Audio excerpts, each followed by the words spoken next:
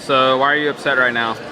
Because they only had spicy chicken sandwiches at Chick-fil-A, and they were making more of these when there's no regular chicken sandwiches.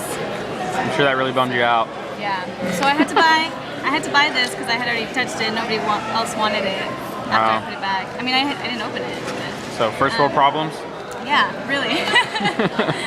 So yeah, I guess I shouldn't complain. But still have my nuggets.